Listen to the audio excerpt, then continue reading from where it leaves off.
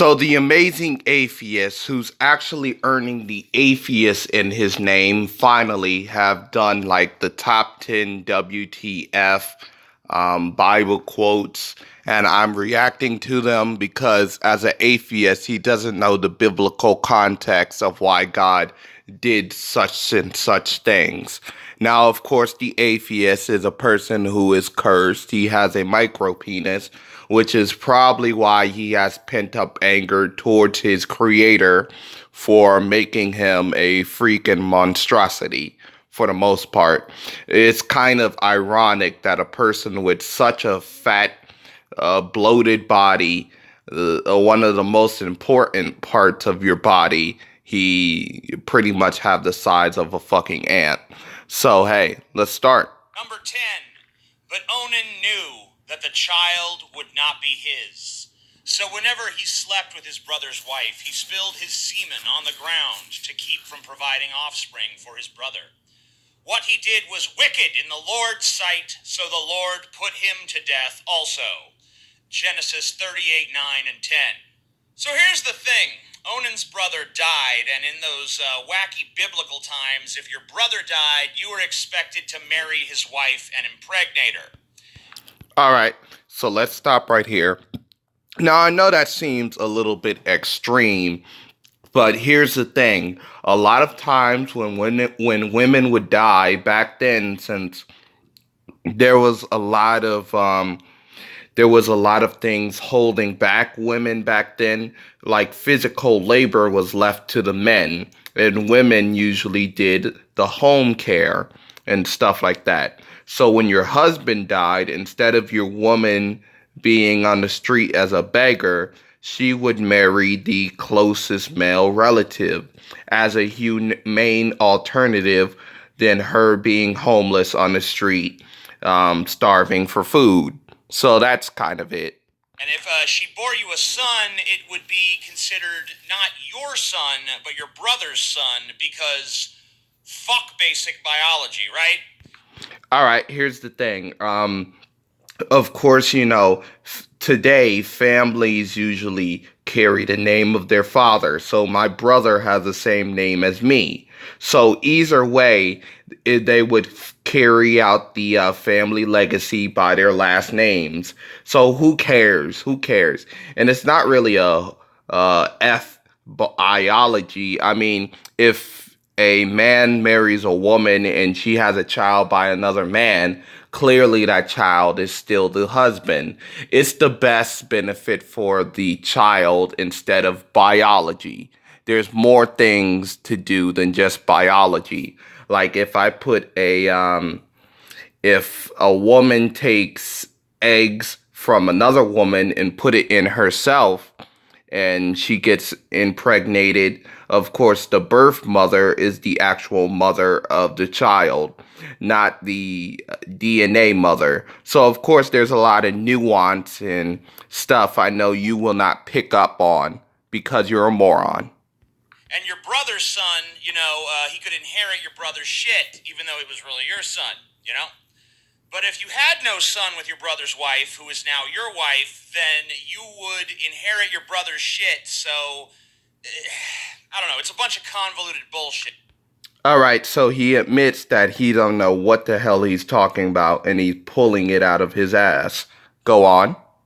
Anyway, so Onan wanted to inherit his brother's stuff, so he didn't want to have a son because it would be considered his brother's son and inherit his brother's stuff, which he wanted to inherit, so he employed the classic pull-out method and shot his load on the ground instead of into his brother's widow, who was now his wife, via some dumb shit called levirate marriage.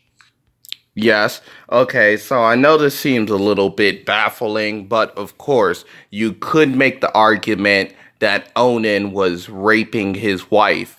I mean, there have been rape cases where a male pretended to be a porn star or a person who's filming porn and tricked the woman into having sex with him.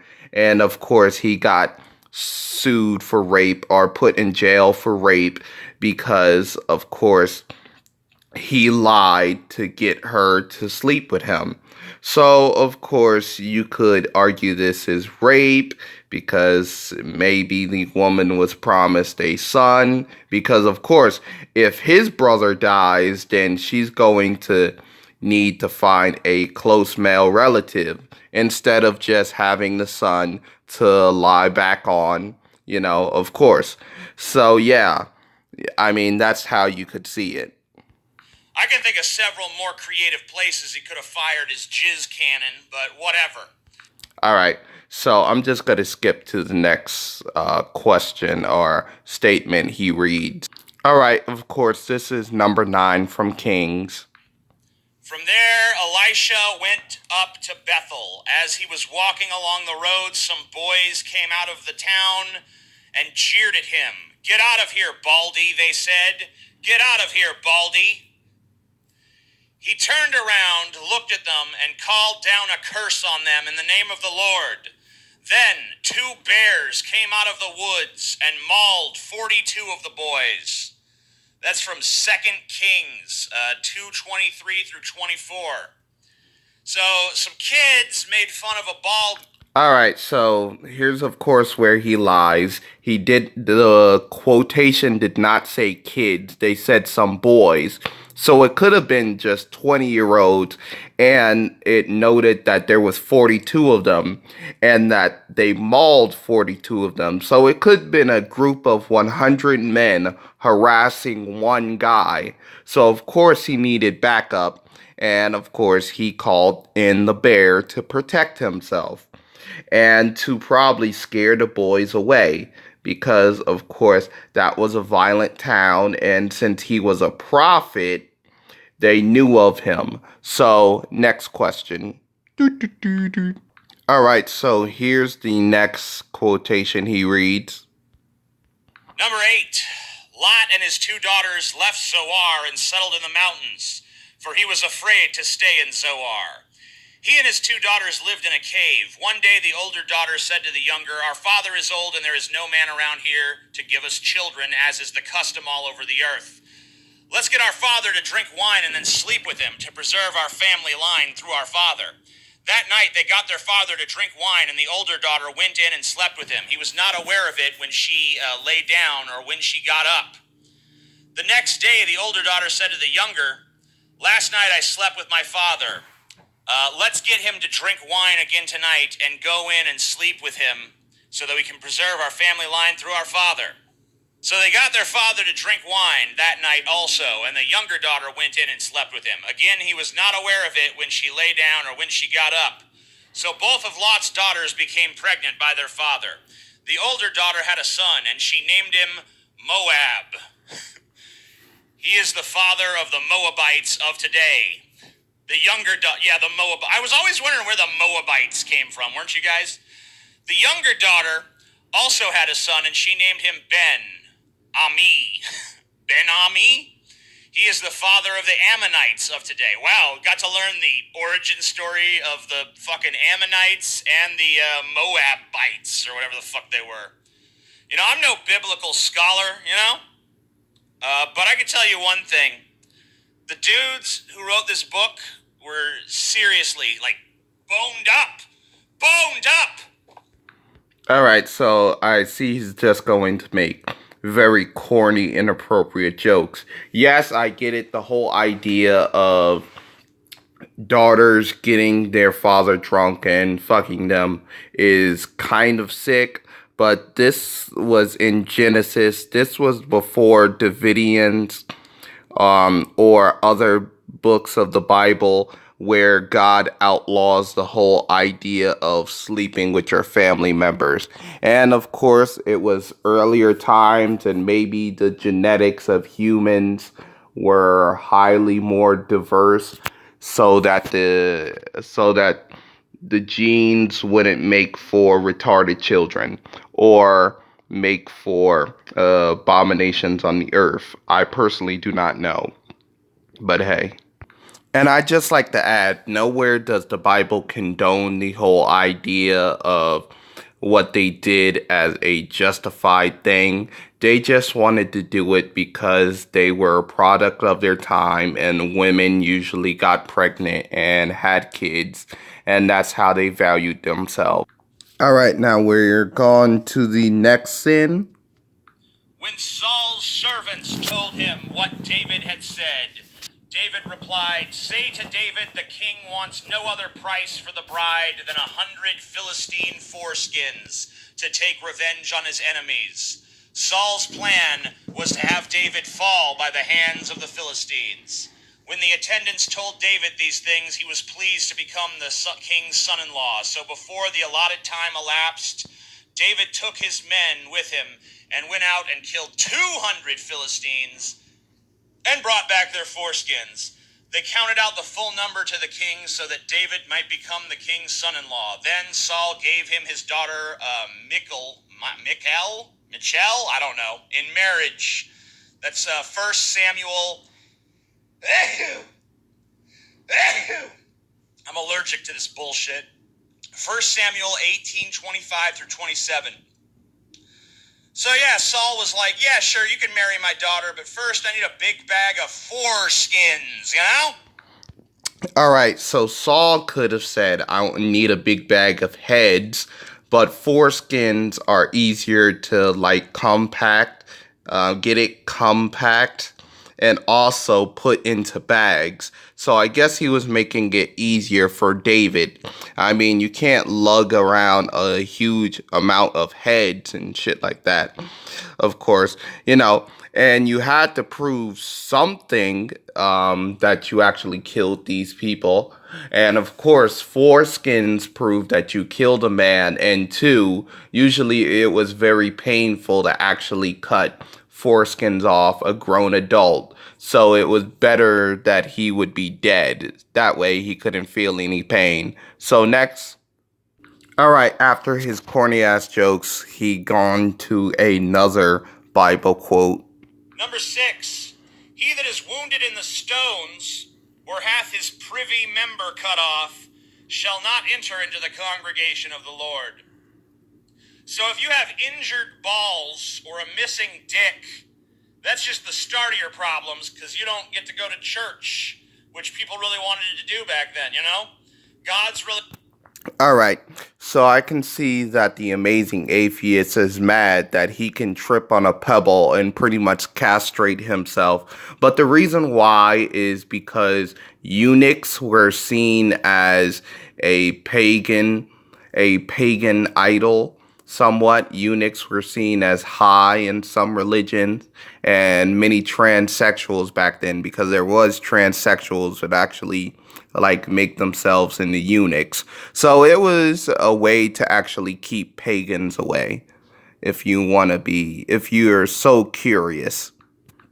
And by the way, I'm pretty sure that they would have their personal congregation or a personal preacher for the person who actually doesn't have a member. Also, there was this line about if you ejaculate on yourself or have a night ejaculation, you could be held from the church too. So yeah. But Rabshakeh said unto them, Hath my master sent me to thy master and to thee to speak these words? Hath he not sent me to the men which sit on the wall, that they may eat their own dung and drink their own piss with you? 2 Kings 18:27. This is one verse you don't see adapted into a whole lot of those children's illustrated Bibles, you know? I don't really know what to say. The whole thing is... All right, so we know he doesn't know what to say. So you could actually argue that the Bible was the first people, or the persons in the Bible were the first people who actually coined the phrase "eat shit." I mean, what's the problem? There's a lot of very brutish and very unfortunate things that happen in the Bible. It's history. I don't really see him pointing out in Judges how they had them cut up the prostitute and send them to the 12 tribes of Israel to get them back together. I think that would be a much more interesting thing to point out, as in you don't see this in the children's Bible, but why would it be? All right, here's one of my favorite parts. 4. At a lodging place on the way, the Lord met Moses and was about to kill him.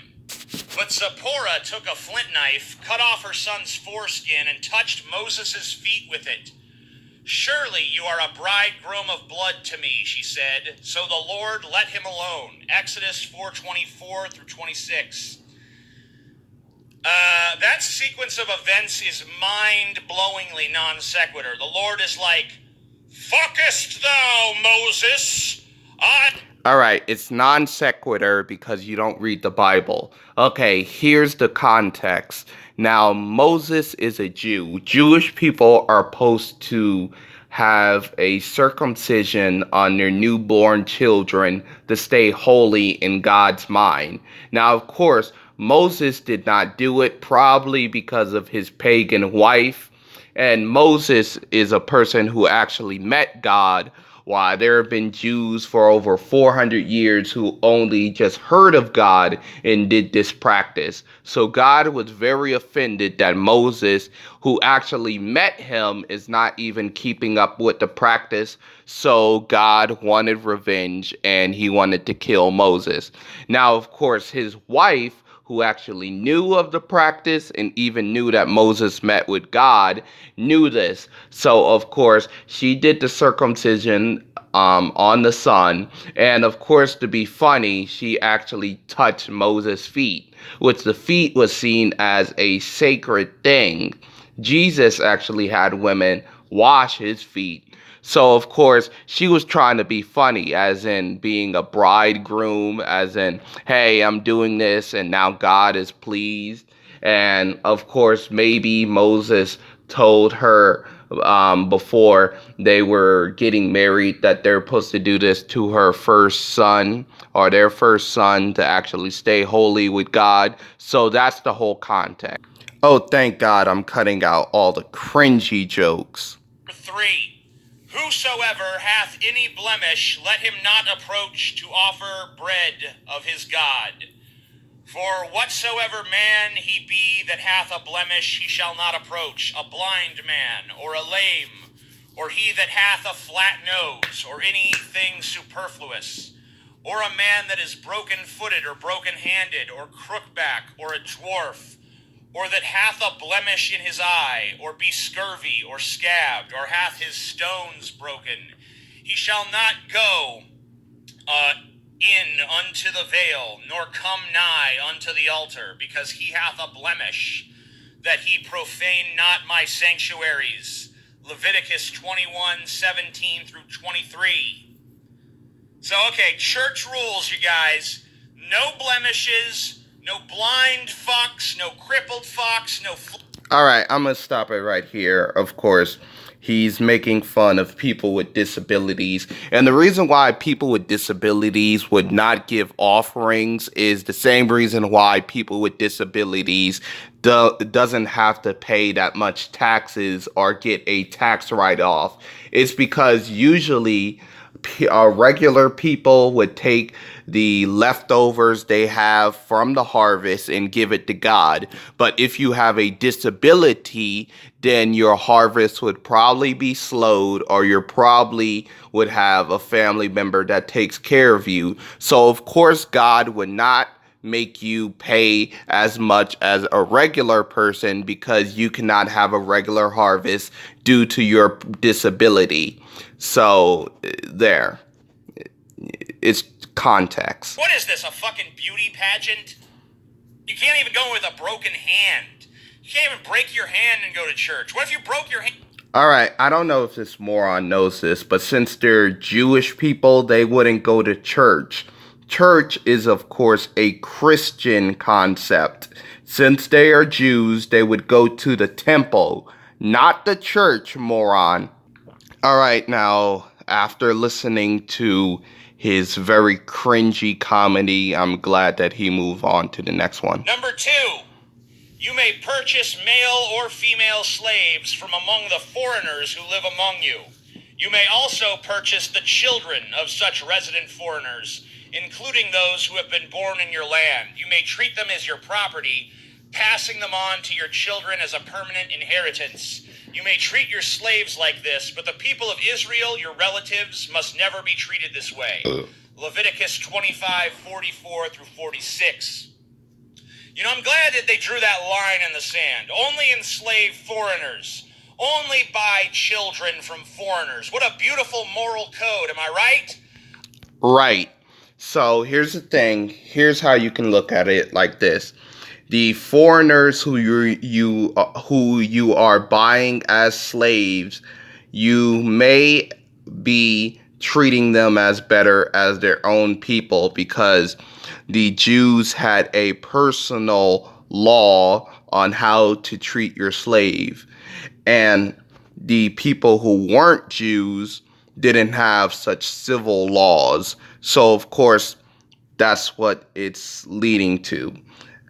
I know it seems a little messed up, but it's better than the alternative, which is to kill foreigners.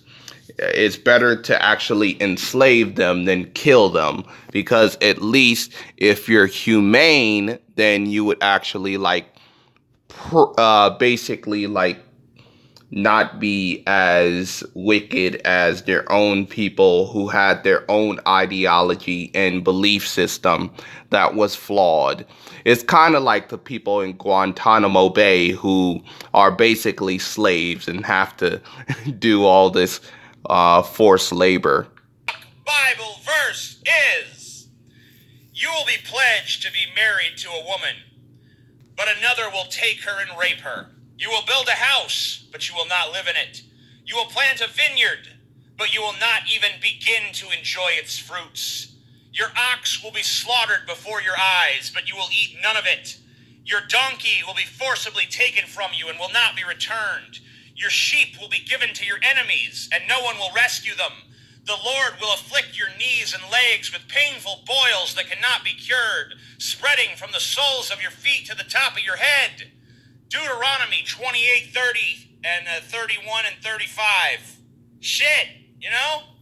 What did this guy do? He pissed God off, you know? Something fierce. All right, so of course, God is talking to the Israeli or Jewish people, and he's telling them the worst case scenario if they disobey God, that God will give harsh punishment to him.